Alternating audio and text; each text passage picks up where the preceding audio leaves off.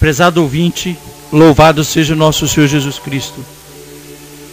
Nós estamos dentro da quaresma. Amanhã, domingo, prometamos a nosso Senhor, peçamos à Virgem Maria que nos ajude a cumprir nossa obrigação de católicos.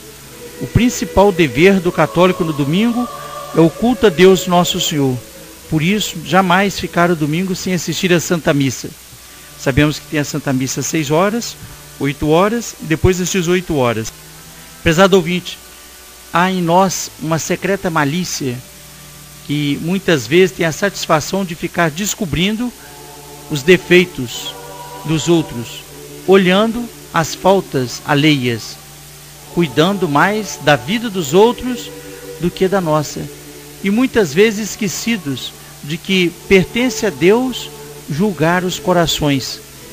Porque Deus tem uma ciência profunda e Ele penetra até o interior de cada um de nós.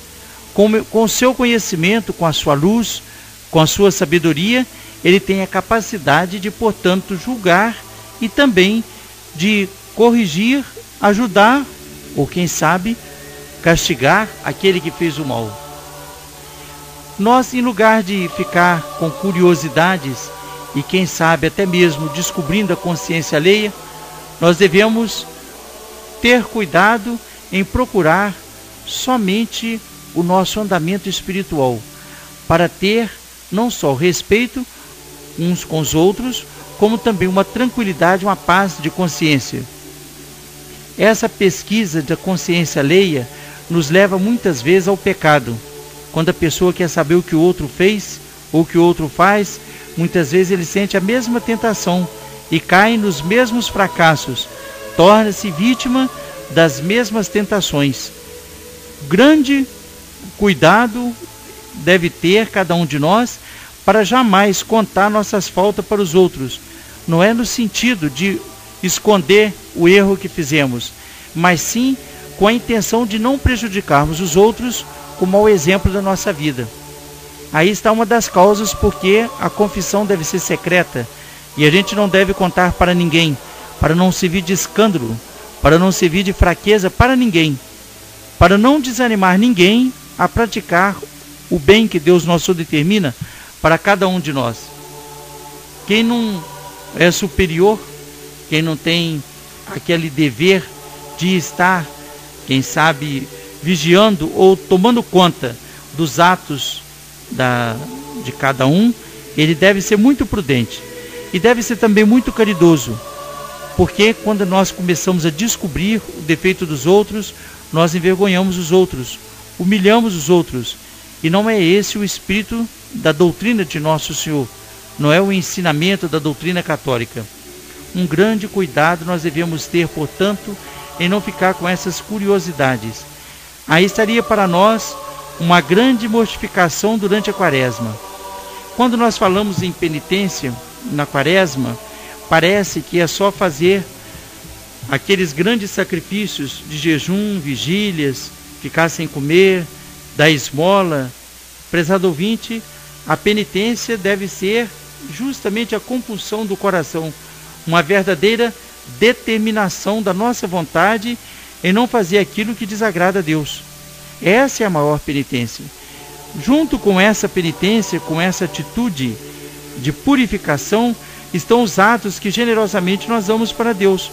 O ato de saber viver privando-se daquilo que poderia nos trazer um grande prazer, sem prejuízo para a nossa natureza, para a nossa saúde.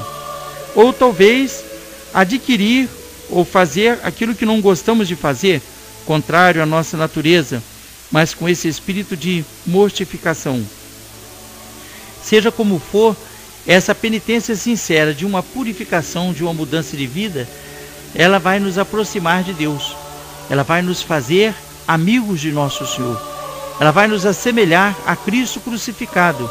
Por isso mesmo, vai dar a nós maiores recompensas e também maiores vitórias, como nosso Senhor sempre é vitorioso. São Paulo diz que toda a sua vida foi cruz e martírio.